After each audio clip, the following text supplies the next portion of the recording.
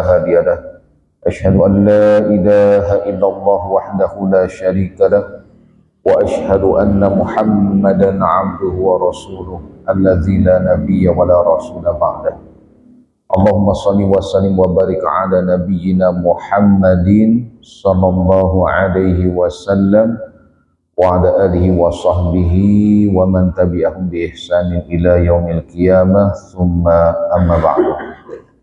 Hadirin kaum muslimin, bapak-bapak jamaah Masjid Salman Al-Farisi rahimani Allah wa iyyakum, yang semoga kita semua senantiasa dirahmati dan diberkahi oleh Allah Subhanahu wa taala.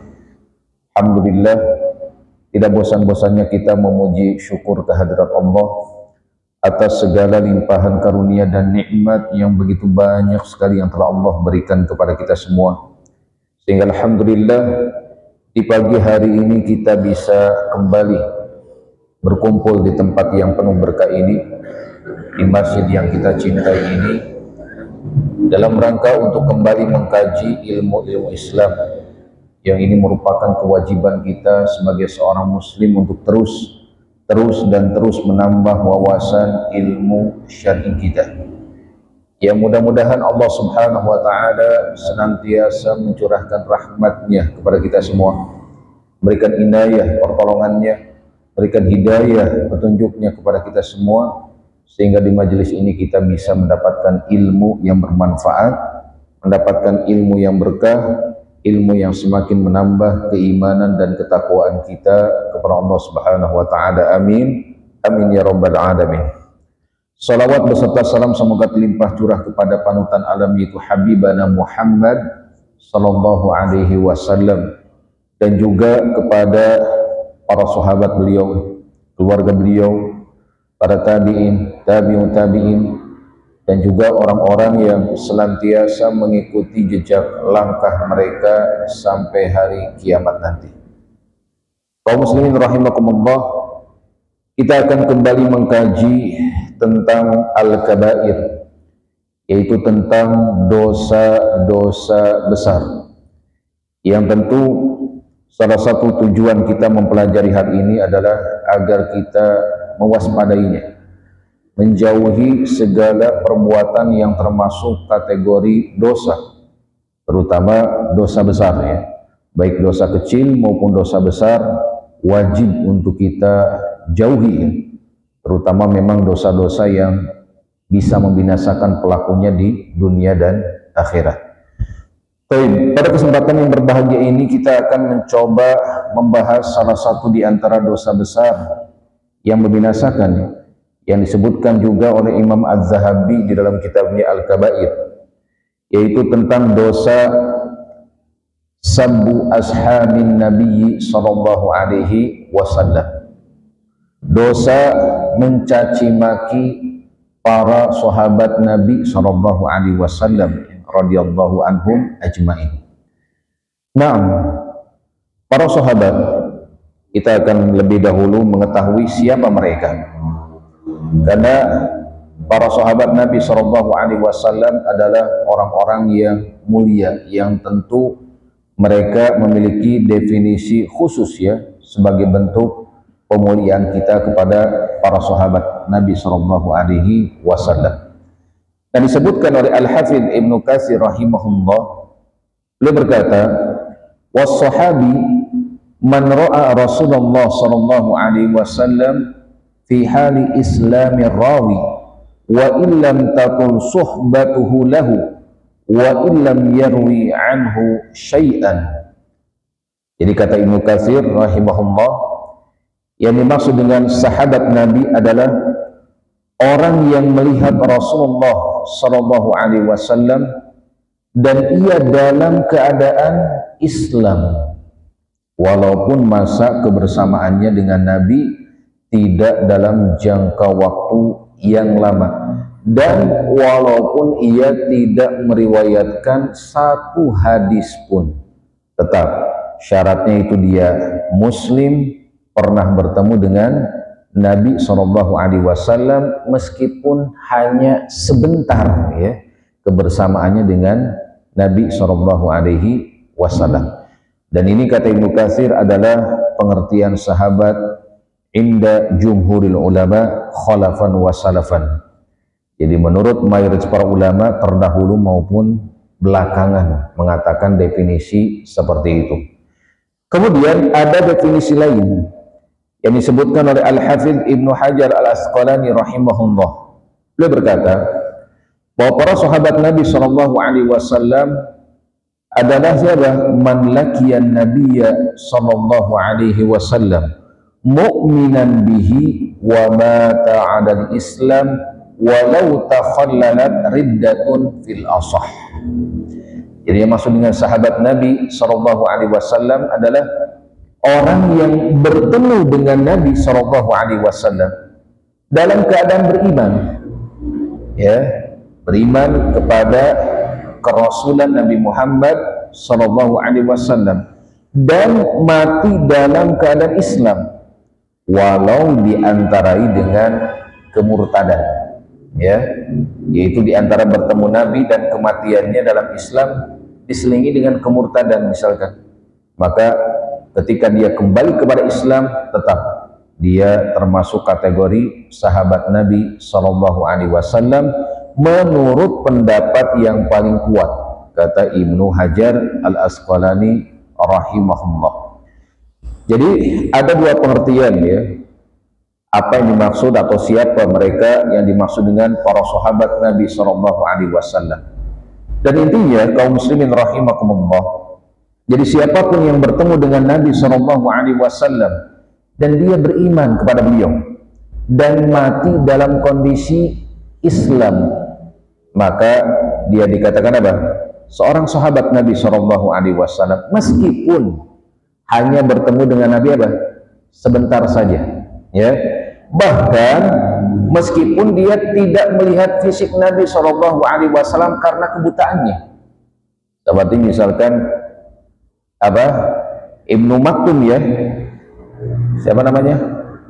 Abdullah ibnu Ummi Maktum, ya. Beliau dalam kondisi buta namun membersamai Nabi sallallahu alaihi wasallam. Artinya beliau tidak melihat Nabi, ya. Namun karena beliau membersamai Nabi, kemudian beriman kepada beliau dan mati dalam kondisi muslim, maka beliau termasuk apa? Sahabat Nabi sallallahu alaihi wasallam. Bahkan tadi meskipun tidak meriwayatkan satupun hadis, tetap dianggapnya apa? Para sahabat termasuknya. Karena para sahabat ini banyak jumlahnya, banyak sekali jumlahnya, ribuan. Jadi tidak semua meriwayatkan hadis dari Nabi Shallallahu Alaihi Wasallam. Jadi intinya para sahabat adalah orang-orang yang mulia, orang-orang yang berjuang bersama Nabi Shallallahu Alaihi Wasallam, membersamai beliau, membela beliau, ya, dan mati dalam kondisi sebagai seorang Muslim. Nah, kita akan lihat kaum muslimin rahimakumullah tentang keutamaan para sahabat Nabi Shallallahu Alaihi Wasallam. Nah, salah satu gambaran yang akan memberikan pemahaman kepada kita tentang bagaimana keutamaan para sahabat Nabi Shallallahu Alaihi Wasallam.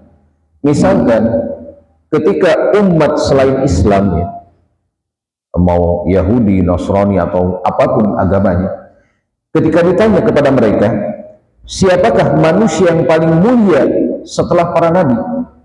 Ya, maka pasti mereka akan menjawab para sahabat nabi mereka. Misalkan para murid nabi mereka. Nah, ini sudah dipahami, ya, sudah hal yang lumrah di antara umat manusia, bahwa orang-orang terbaik selain nabi atau rasul atau panutan mereka adalah orang-orang terdekat dengan nabi, rasul atau panutan mereka tersebut atau tokoh mereka tersebut. Ini hal yang lumrah dipahami oleh semua orang. Jadi kalau kita katakan kepada orang-orang Yahudi, siapakah orang-orang terbaik setelah Nabi Musa, maka mereka akan mengatakan orang-orang terdekat Nabi Musa, para murid Nabi Musa, ya, para sahabat Nabi Musa. Demikian ketika ditanyakan kepada orang-orang Nasrani, siapakah orang yang terbaik setelah Isa, maka mereka akan berkata apa? Murid-muridnya, ya, orang-orang yang senantiasa membersamainya. Ini untuk orang-orang di luar Islam seperti itu. Nah, ini menandakan bahwa orang-orang terbaik dalam Islam setelah Nabi SAW adalah orang-orang yang senantiasa membersamai beliau. Itu siapa? Para sahabat Nabi SAW. Nah, ini saja, ya, pernyataan ini saja dari pertanyaan tadi, ini menandakan bahwa mereka adalah orang-orang terbaik, manusia-manusia mulia, ya, dalam Islam, bahkan dimuliakan oleh Allah Subhanahu wa Ta'ala. Jadi dengan pernyataan tersebut sudah mempertegas akan kemuliaan dan keutamaan para sahabat Nabi Shallallahu Alaihi Wasallam. Akan tetapi kaum muslimin rahimakumullah, Nabi Shallallahu Alaihi Wasallam memberikan beberapa pernyataan tentang para sahabat Nabi Shallallahu Alaihi Wasallam, karena beliau tahu, ya, beliau akan mengira kelak akan ada orang-orang yang membenci para sahabat beliau, sehingga beliau mengemukakan satu pernyataan yang menegaskan akan keutamaan orang-orang yang senantiasa membersamai beliau, itu para sahabat Nabi Shallallahu Alaihi Wasallam. Ya, disebutkan di dalam hadis riwayat Bukhari bahwa beliau bersabda, khairun nasi qarni thumma alladhina yalunahum thumma alladhina yalunahum. Sebaik-baik generasi umat manusia adalah pada generasiku, ya, pada saat aku hidup. Siapa mereka? Para sahabat, ya, orang-orang yang membersamai Nabi Shallallahu Alaihi Wasallam. Inilah orang-orang terbaik yang pernah dilahirkan ke muka bumi ini, ya, sebagaimana firman Allah Subhanahu wa Ta'ala menyatakan demikian, ya, kuntum apa? Khairu ummatin ukhrijat linnas. Kalian adalah sebaik-baik umat manusia yang dilahirkan untuk manusia. Siapa yang dimaksud? Para sahabat Nabi Shallallahu Alaihi Wasallam. Ya, jelas, ya, dengan pernyataan Nabi Shallallahu Alaihi Wasallam ini mengisyaratkan dan menandakan bahwa para sahabat adalah orang-orang yang mulia di sisi Allah Subhanahu wa Ta'ala sebagai manusia yang paling terbaik, ya, yang Allah turunkan ke muka bumi ini. Kemudian setelah para sahabat siapa? Orang-orang yang setelah mereka, yang mengikuti petunjuk mereka. Itu siapa? Para tabi'in. Ya, siapa para tabi'in? Orang-orang yang bertemu dengan para sahabat, beriman kepada Rasulullah, beriman kepada Allah, ya, artinya menjadi seorang mukmin dan mati dalam kondisi sebagai seorang muslim. Tsummal ladzina yalunahum. Kemudian orang-orang setelah para tabi'in. Siapa? Para tabi'un tabi'in, ya, orang-orang yang bertemu dengan para tabi'in menjadi seorang mukmin dan wafat dalam kondisi Islam, ya. Maka tiga generasi utama ini dikatakan apa? Generasi salafus saleh, ya, orang-orang terbaik sepanjang masa. Generasi sahabat, kemudian setelah generasi sahabat siapa? Generasi tabi'in, kemudian generasi tabi'un tabi'in. Inilah tiga kurun terbaik yang ada pada umat Islam sepanjang masa ini, bahkan, ya, terbaik sepanjang masa. Baik, kaum muslimin rahimakumullah. Dan kalau kita melihat, ya, di dalam hadis-hadis Nabi Shallallahu Alaihi Wasallam yang lain, akan kita temukan banyak sekali yang menyebutkan tentang keutamaan para sahabat Nabi Shallallahu Alaihi Wasallam. Bahkan di dalam Al-Quran sendiri banyak, ya, disebutkan tentang bagaimana Allah memuji, Allah meridhoi, bahkan Allah telah menjanjikan surga untuk para sahabat Nabi Shallallahu Alaihi Wasallam. Kita lihat di dalam Al-Quran surat At-Taubah ayat ke-100. Allah Subhanahu wa Ta'ala berfirman, a'udzubillahi minasyaitonir rajim, was-sabiqunal awwalun minal muhajirin wal ansar walladzina tabauhum bi ihsanin radhiyallahu anhum wa radu'an wa 'adda lahum jannat, ya, wa 'adda lahum jannatin tajri tahtaha al-anharu khalidina fiha abada dzalikal fawzul azim. Orang-orang yang terdahulu lagi pertama-tama masuk Islam dari kalangan siapa? Muhajirin dan Ansar, para sahabat Nabi, Ya, yang jumlahnya banyak sekali, kalangan muhajirin dan kalangan ansor, dan orang-orang yang mengikuti mereka dengan baik, Allah ridho kepada mereka, dan mereka pun apa? Ridho kepada Allah, dan Allah telah menyediakan untuk mereka apa? Surga. Subhanallah. Untuk siapa tadi surga? Untuk para sahabat, dan juga orang-orang yang senantiasa mengikuti jejak langkah para sahabat, maka Allah menyediakan untuk mereka apa? Surga yang mengalir sungai-sungai di dalamnya, selama-lamanya mereka kekal dalamnya. Itulah kemenangan yang besar. Ini ya, ayat yang menunjukkan bahwa para sahabat adalah orang-orang yang diridhoi oleh Allah Subhanahu wa taala. Orang-orang yang dijanjikan surga, Pak. Ini ayat ini ya, ini saja sudah menunjukkan ya, cukup ya, bahwa para sahabat adalah orang-orang terbaik sepanjang masa. Makanya kata para ulama, seandainya tidak ada ayat lain, tidak ada hadis ya selain ayat ini saja, ini sudah cukup sebagai dalil yang menunjukkan betapa agungnya kedudukan para sahabat Nabi SAW di sisi Allah, di sisi Nabi, dan dalam agama ini. Subhanallah ya. Ini aja udah menunjukkan apa? Keutamaan yang agung untuk para sahabat Nabi. Itu surat apa tadi, Pak? At-Taubah ayat ke-100 ya. Baik. Nah, kaum muslimin rahimakumullah, kita akan menyebutkan sedikit ya sebelum membahas tentang larangan mencela para sahabat Nabi SAW, tentang perkataan para ulama, tentang keyakinan ahlus sunnah wal jamaah terhadap para sahabat Nabi SAW. Kita lihat perkataan Imam Syafi'i rahimahullah. Beliau berkata, tidaklah aku melihat orang yang tertimpa musibah, ini musibah kata beliau, berupa mencaci maki para sahabat Nabi SAW, melainkan Allah akan tambahkan kepada para sahabat pahala di saat telah terputus pahala mereka ya. Jadi di saat telah terputus amalan yang menyebabkan pahala diberikan kepada mereka, artinya kematian. Jadi meskipun mereka sudah wafat ya, tapi ada yang mengalirkan pahala kepada mereka. Siapa? Orang-orang yang suka mencaci mereka ya, begitu. Jadi orang-orang yang suka mencaci, otomatis kebaikan mereka akan diberikan kepada siapa? Para sahabat ya. Mencaci para sahabat, kebaikan mereka akan apa?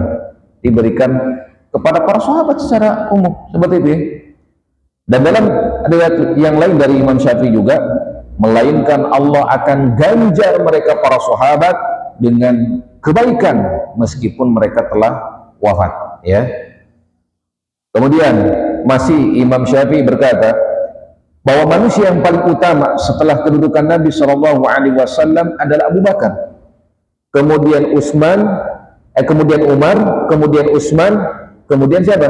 Ali bin Abi Thalib ya, radhiyallahu anhum ajmain. Nah, ini adalah kesepakatan para ulama. Urutan manusia terbaik setelah Nabi SAW siapa, Pak? Abu Bakar, kemudian Umar, kemudian Utsman, kemudian Ali. Ini adalah manusia-manusia terbaik ya setelah Nabi SAW. Namun ada justru orang-orang yang membenci, terutama ketiga orang ini ya, Abu Bakar, Umar, dan Utsman dibenci habis-habisan ya. Dan ada sebagian kelompok membenci Ali bin Abi Thalib ya, habis-habisan seperti itu. Padahal Ahlus Sunnah wal Jamaah meyakini inilah urutan manusia-manusia terbaik: Abu Bakar, Umar, Utsman, kemudian Ali. Kemudian kaum muslimin rahimakumullah, yang selanjutnya Imam At-Tahawi rahimahullah mengatakan, kami Ahlus Sunnah mencintai para sahabat Rasulullah SAW, dan kami tidak melebih-lebihkan salah seorang dari mereka dan tidak membenci salah seorang dari mereka. Kami membenci orang yang membenci mereka. Perhatikan, kami membenci orang yang membenci mereka. Mencintai para sahabat merupakan bagian dari agama, iman, dan juga ihsan. Sedangkan membenci mereka merupakan bagian dari kekafiran, kemunafikan, dan perbuatan yang melampaui batas yang telah ditentukan oleh syariat.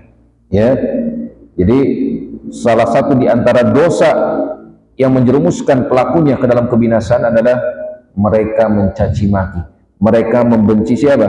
Para sahabat Nabi Shallallahu Alaihi Wasallam.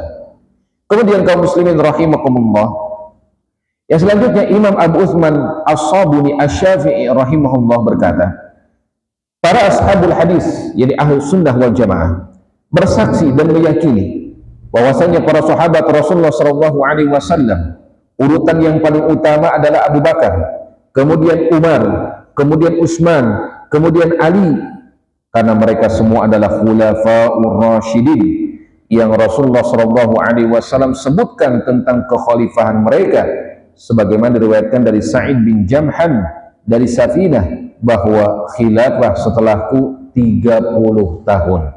Jadi kalau dijumlah ya, kekhilafahan keempat khalifah ini mendekati 30, disempurnakan 30 dengan kekhilafahan siapa? Hasan ya, Hasan bin Ali.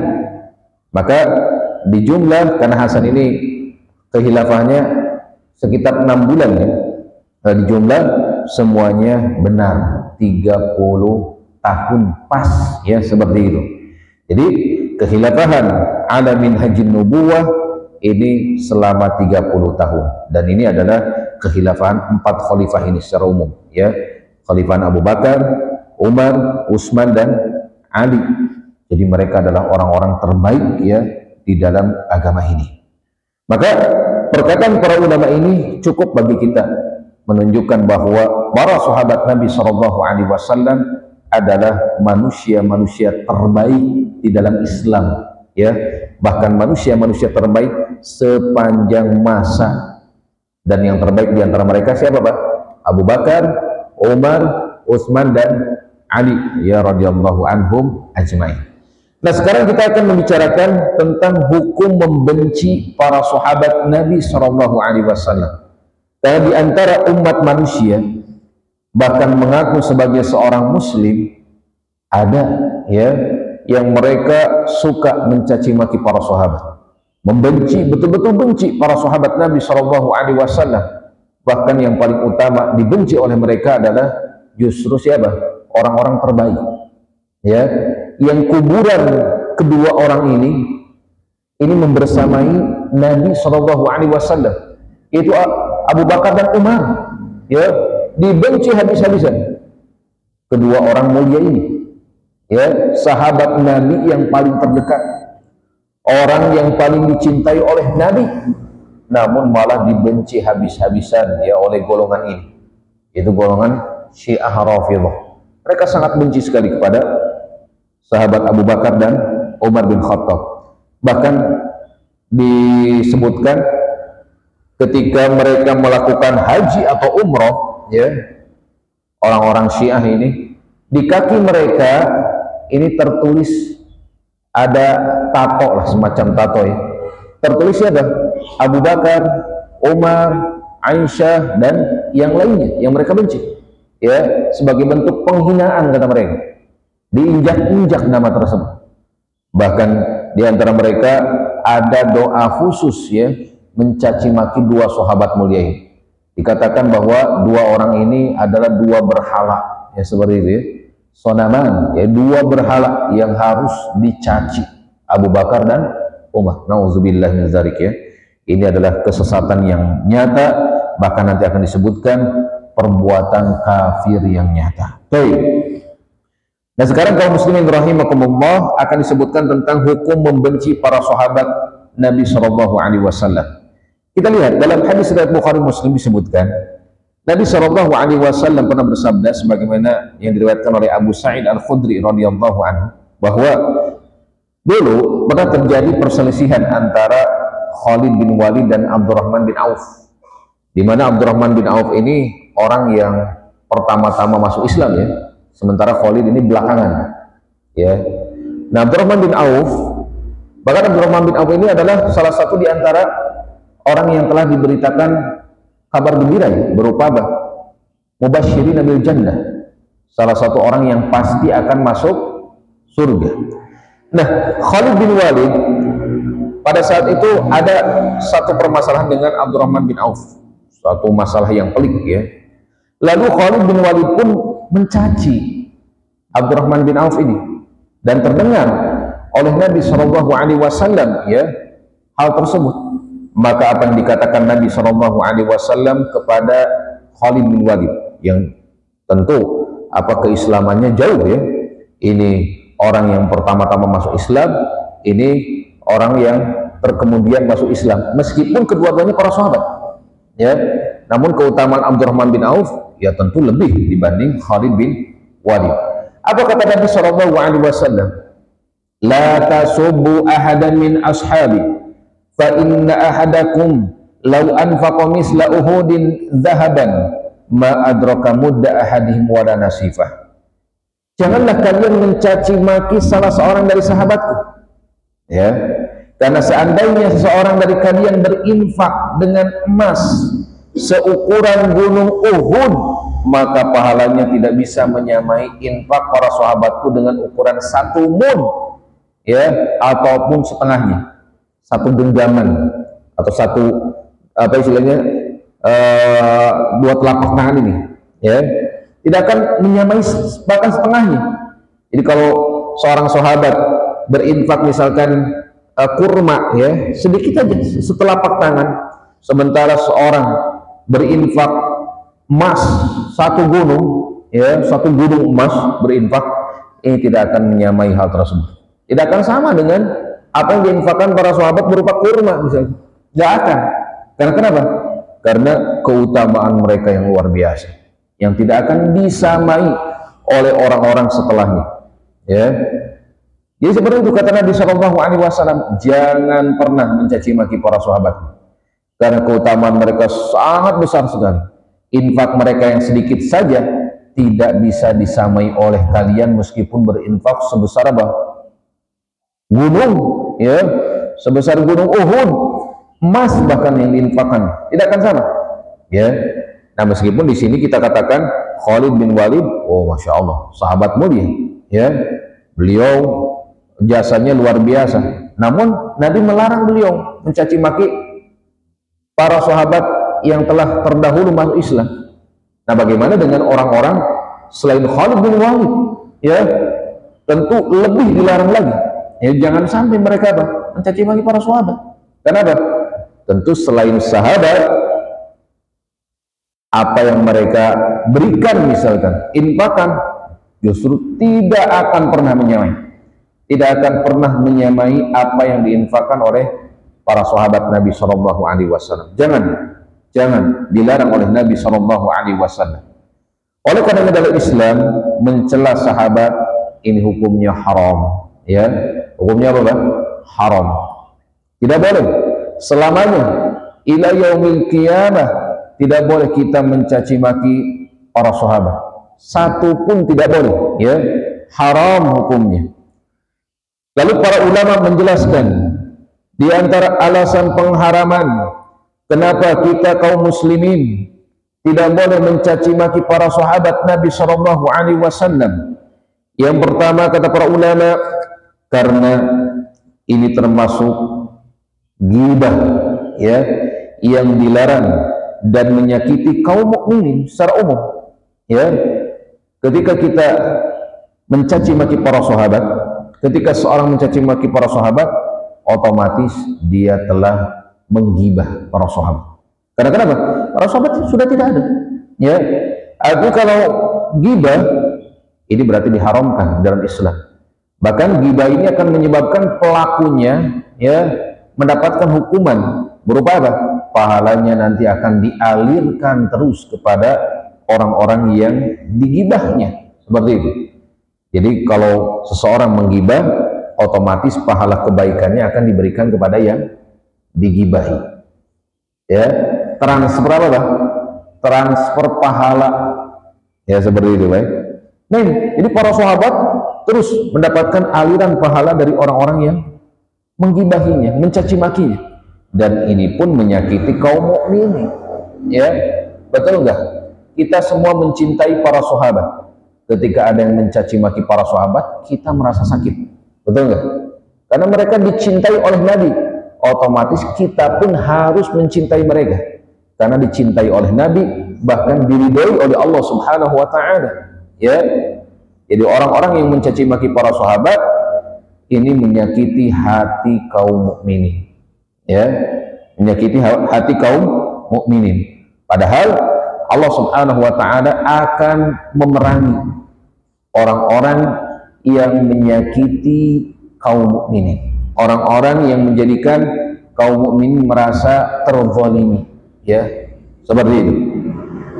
Hal ini sebagaimana disebutkan dalam surat Al-Hujurat ayat ke-12, ya, keumuman tentang larangan ghibah, larangan membicarakan aib, apalagi sampai mencaci maki, ya, seseorang yang tidak sesuai, ya, dengan apa yang mereka caci maki tersebut. Faktanya justru kebalikannya, mereka orang-orang mulia tapi malah dicaci maki, ya, seperti itu. Allah berfirman, wa la yantaba'dukum ba'dha ayuhibbuna ahadukum ayyakula lahma akhihi maitan fakarihtum. Jangan sebagian kalian menggunjing sebagian yang lain. Sukakah salah seorang dari kalian memakan daging saudara yang sudah mati? Maka tentu kalian merasa jijik dengannya. Jadi ini termasuk ghibah yang dilarang dalam agama, yang hukumnya haram dan akan memberikan apa? Aliran pahala dari orang yang menggibah tersebut kepada yang digibah. Dan di surat Al-Ahzab ayat 58 Allah Subhanahu wa taala berfirman, walladzina yu'dunal mu'minina wal mu'minati bighairi maktasabu faqad ihtamalu buhtana wa itsman mubina. Orang-orang yang menyakiti orang-orang mukmin dan mukminat tanpa kesalahan yang mereka perbuat, ya, menyakiti para sahabat padahal mereka tidak berbuat, menyakiti kaum mukminin yang mencintai para sahabat, ya, maka sungguh mereka telah memikul kebohongan dan dosa yang nyata. Artinya pasti berdosa, ya, bahkan ini termasuk dosa besar, ya, mencaci maki para sahabat Nabi Shallallahu Alaihi Wasallam. Nah, ini ya, alasan yang pertama, ya. Jadi termasuk keumuman ghibah, membicarakan aib orang yang dilarang dalam Islam, dan juga menyakiti kaum mukminin secara umum. Dan yang kedua, larangan kita mencaci maki para sahabat Nabi Shallallahu Alaihi Wasallam karena Allah telah meridhoi mereka. Ya, bagaimana mungkin kita mencaci maki orang yang telah diridhoi oleh Allah Subhanahu Wa Taala? Gak mungkin kan? Secara akal juga nggak mungkin, betul nggak? Mencaci maki orang yang telah diridhoi oleh Allah Subhanahu Wa Taala, bahkan telah dikabarkan surga bagi mereka. Ini nggak mungkin secara akal juga, ya. Jadi kalau seseorang mencela, mencaci maki mereka, berarti menunjukkan ketidakridhoan mereka, ya, kepada para sahabat. Artinya menyelisihi apa yang Allah nyatakan di dalam Al-Quran, bertentangan dengan firman Allah Subhanahu Wa Taala. Kita lihat di surat Al-Fatah ayat ke-18, ya.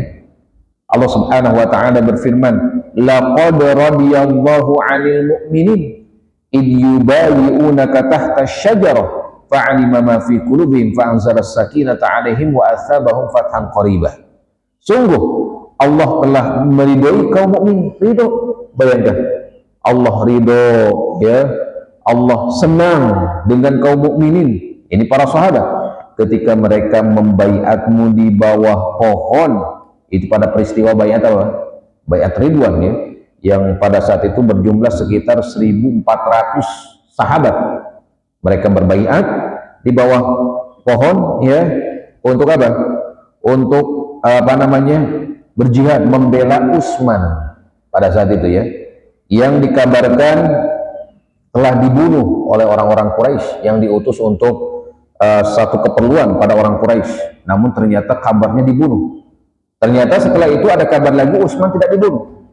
Tapi tetap, ya, Allah telah ridho kepada para sahabat yang pada saat itu berbaiat. Ini menandakan bahwa orang-orang yang mencaci maki para sahabat artinya mereka tidak meridhoi para sahabat dan berarti mereka menentang, ya, apa yang telah Allah nyatakan di dalam firman-Nya, ya, di surat Al-Fatah ayat ke-18. Nah, ini Mana mungkin ya kita mencaci orang yang telah dicintai oleh Allah, telah diridhoi oleh Allah Subhanahu wa taala. Satu hal yang mustahil dilakukan oleh orang-orang yang memiliki akal sehat seperti itu. Kemudian alasan selanjutnya kenapa kita tidak boleh mencaci maki para sahabat, karena adanya perintah untuk memintakan ampun untuk para sahabat. Jadi Allah Subhanahu wa taala memerintahkan kepada kita untuk memintakan ampun kepada para sahabat, ya, memintakan ampun untuk para sahabat. Dari hadis Nabi pun ada, ya, Allah memerintahkan, Nabi pun memerintahkan. Lihat Aisyah radhiyallahu anha dalam hadis riwayat Muslim pernah berkata kepada keponakannya itu Urwah bin Zubair, "Ya ibna ukhti, umiru an yastaghfiru li ashabin Nabi sallallahu alaihi wasallam fasabbuhum." Wahai keponakanku, mereka ya diperintahkan untuk memohon ampunan bagi para sahabat Nabi, tapi mereka justru mencacinya. Siapa yang dimaksud mereka di sini? Imam An-Nawawi rahimahullah menjelaskan bahwa yang dimaksud mereka yakni ketika penduduk Mesir kala itu mencela, mencaci maki Utsman bin Affan ya radhiyallahu anhu, dan penduduk Syam mencela Ali bin Abi Thalib. Jadi kebalikannya. Penduduk Mesir mencela Utsman, penduduk Syam ini sekitar Suriah dan Palestina dan yang lainnya lah sekitaran itu mencela siapa? Mencela Ali bin Abi Thalib radhiyallahu anhu. Sedangkan Al-Haruriyah mencela keduanya. Itu orang-orang Khawarij ya.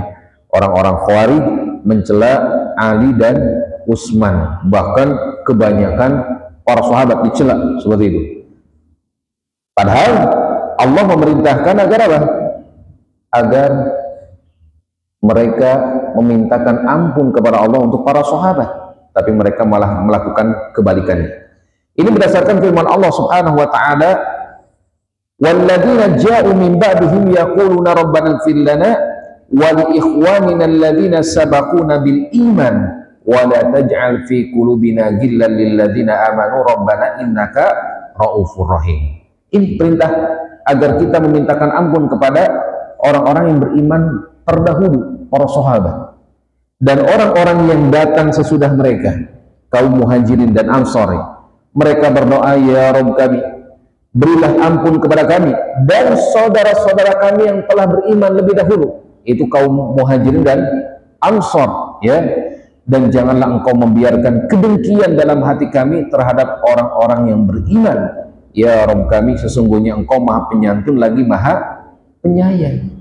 Jadi ayat ini memerintahkan kepada kita untuk memintakan ampun untuk orang-orang terdahulu, para sahabat yang paling utama, para sahabat, para tabi'in, para tabi'un tabi'in. Kalau kita ya diperintahkan seperti itu, agar memintakan ampun untuk mereka-mereka yang telah banyak berjasa kepada Islam, yang telah menjadikan kita nih perantara ya, menjadikan perantara bagi kita menjadi seorang muslim. Siapa yang menjadi perantara? Para sahabat ya. Nabi menyampaikan kepada para sahabat, dan dari para sahabat ini tersebar Islam kemana-mana. Jadi kalau membenci para sahabat, lalu Islam ini ajaran dari mana kita dapat? Betul kan? Jadi kalau kita membenci para sahabat, kita ajaran Islam ini dari mana kita dapat?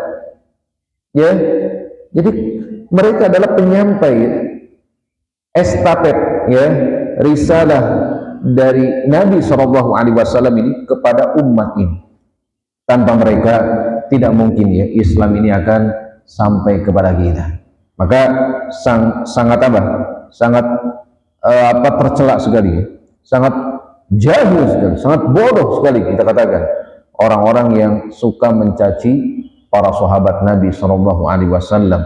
Sementara para sahabat adalah orang yang menyampaikan ajaran-ajaran Islam kepada kita. Alhamdulillah ya, berkat jasa mereka kita bisa menjadi seorang muslim yang menjadi wasilah keislaman kita ini akan menjadi penyelamat dalam kehidupan di dunia dan di akhirat nanti.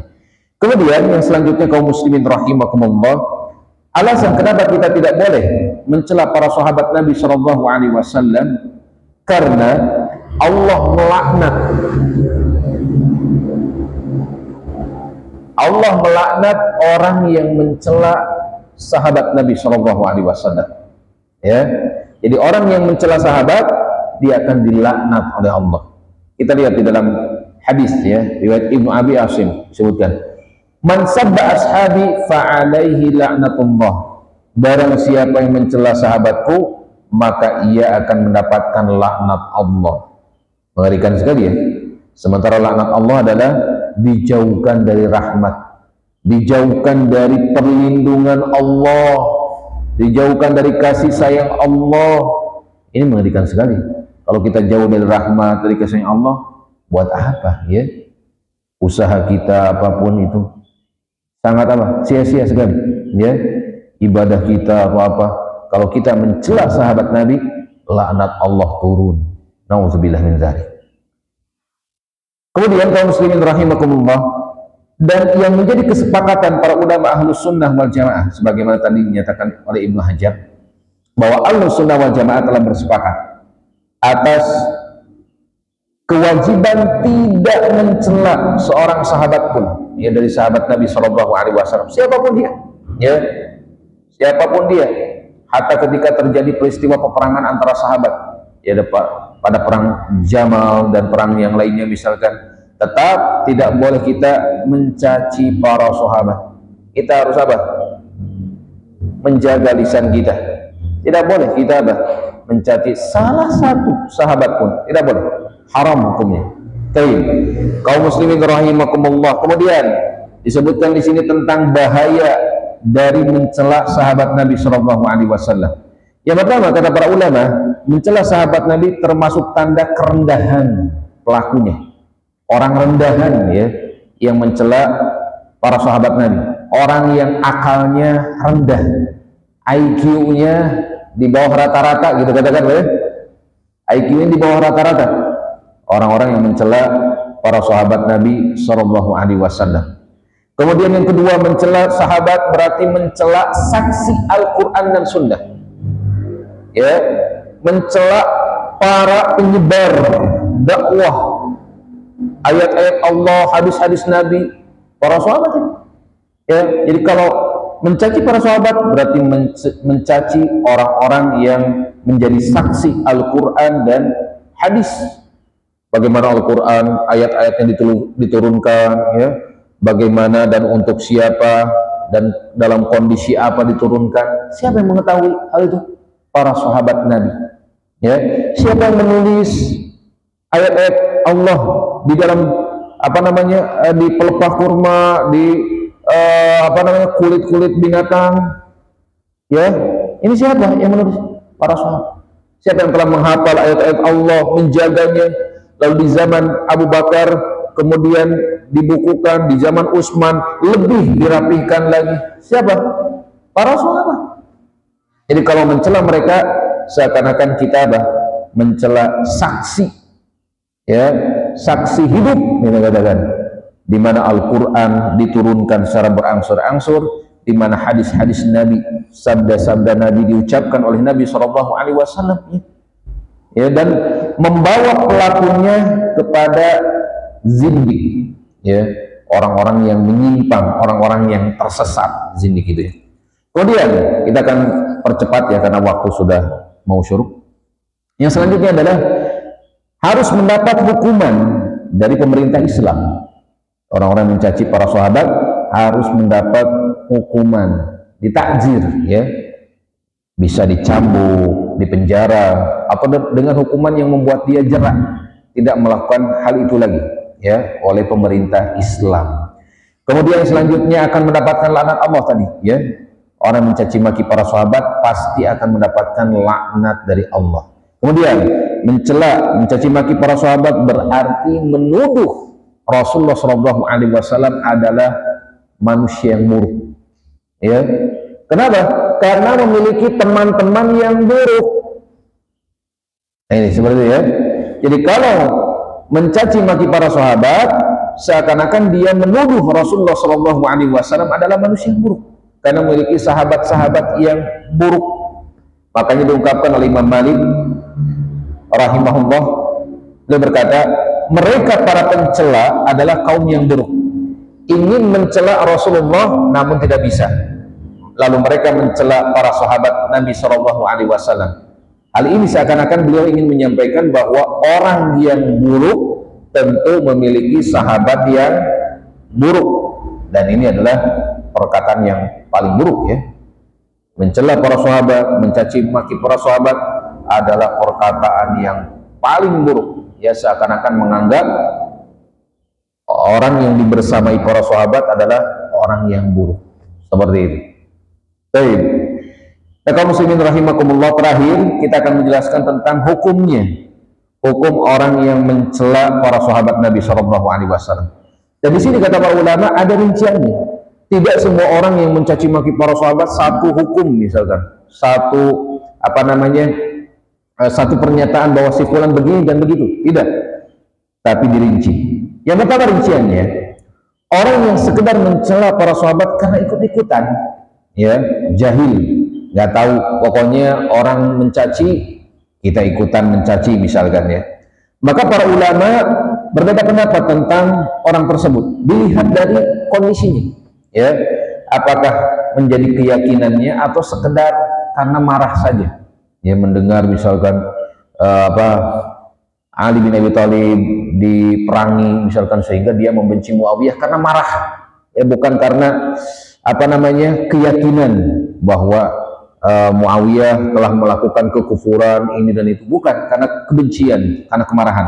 Nanti lihat karena marahkah atau karena keyakinan ya, ini masih diperselisihkan oleh para ulama. Kalau sekedar ikut-ikutan, bisa jadi dia termasuk orang yang fajir ya, pelaku dosa tapi tidak menyebabkan kekufuran, bisa jadi dia kufur jika meyakini bahwa dia membenci para sahabat karena sahabat tersebut kufur kepada Allah misalkan. Nah, yang kedua, orang yang mencela sahabat dengan keyakinan Ali sebagai Tuhan atau sebagai Nabi. Jadi di kalangan Syiah ya, ada Syiah gulat namanya. Orang-orang yang menuhankan Ali, menganggap Ali ini memiliki sifat-sifat ketuhanan. Jadi mengatur alam semesta ya, mengatur, memberikan manfaat, mencegah madharat. Seperti itu, sifat-sifat ketuhanan disematkan kepada Ali bin Abi Thalib. Maka orang-orang yang mencela sahabat dengan punya keyakinan seperti itu, menuhankan Ali, maka mereka dinyatakan apa? Telah kafir kepada Allah. Kafir ya, dengan keyakinan Ali sebagai Tuhan saja, ini sudah membuat mereka apa? Kafir, ditambah mencaci maki para sahabat, kekufurannya lebih besar lagi. Ini dinyatakan oleh Syekhul Islam rahimahullah. Kemudian yang selanjutnya, orang yang mencela sahabat karena keyakinan akan kekafiran para sahabat. Jadi mereka meyakini bahwa para sahabat itu setelah wafatnya Nabi Shallallahu Alaihi Wasallam kafir, kecuali sebagian kecil saja. Orang-orang Syiah Rafidhah kan meyakini seperti itu ya.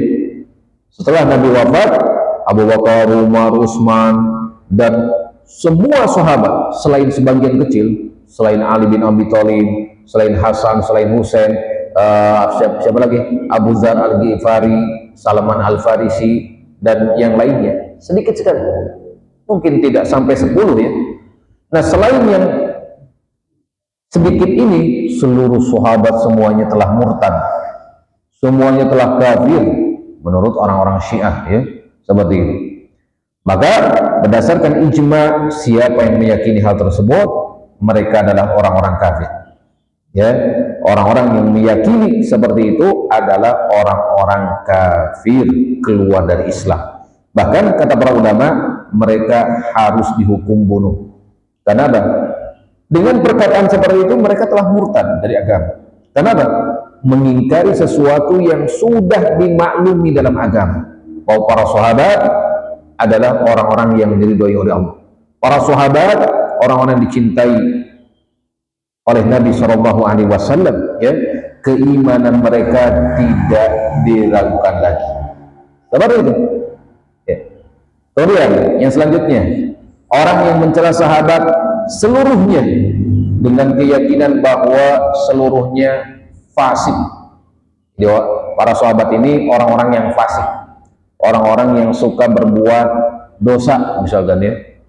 Maka orang ini pun sama, dihukumi sebagai orang yang kafir. Seperti itu. Ini pendapat Syekhul Islam rahimahullah ya. Siapapun yang meyakini bahwa para sahabat adalah orang-orang yang fasik, orang-orang yang suka berbuat dosa, ya, maka mereka pun dihukumi kufur kepada Allah Subhanahu wa taala. Kemudian orang yang mencela sahabat dengan keyakinan bahwa mencela mereka itu merupakan taqarrub, salah satu cara mendekatkan diri kepada Allah, ya. Sebagaimana orang-orang Syiah di zaman sekarang, mereka berdoa dengan doa laknat untuk para sahabat, laknat untuk Abu Bakar, untuk Umar, untuk Aisyah dan para sahabat secara umum, ya. Dijadikan tata cara taqarrub, beribadah kepada Allah dengan mencaci maki para sahabat. Aneh ya, ada ibadah tapi ibadahnya isinya caci maki. Bayangkan, agama apa ini? Agama yang isinya ada caci maki kepada para sahabat lagi, ya.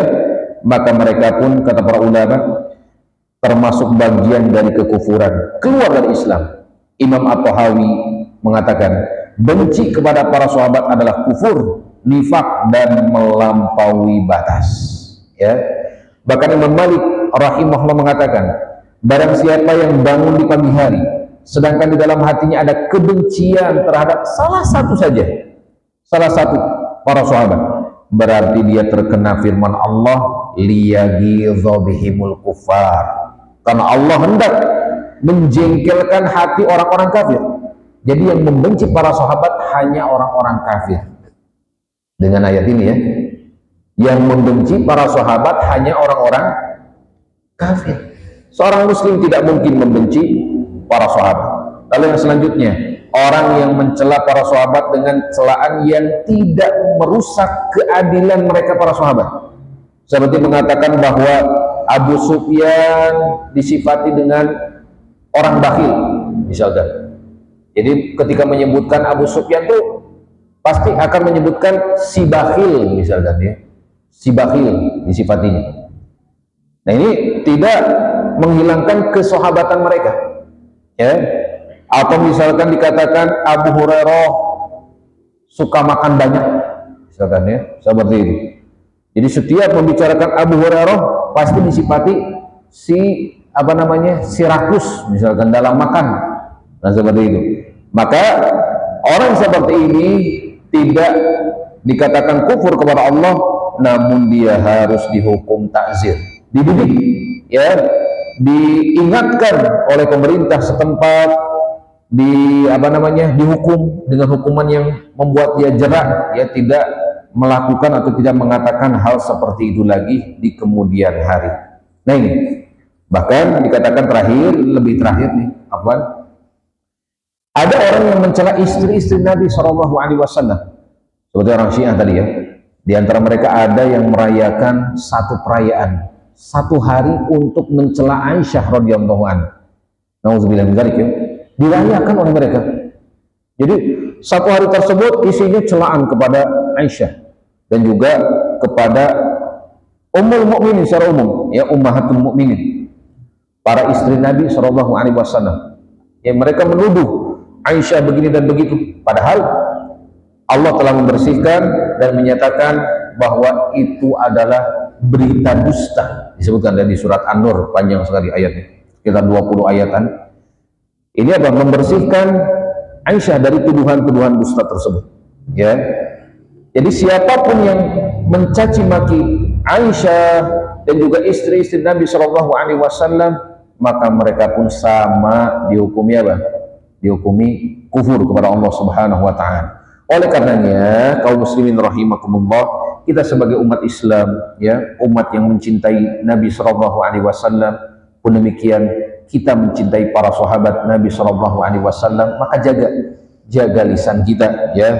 Jaga jangan sampai ada celaan kepada siapapun, ya. Disebut dalam hadis riwayat Ahmad, laisal mu'min bitta'an walal la'an walal fahish walal badhi.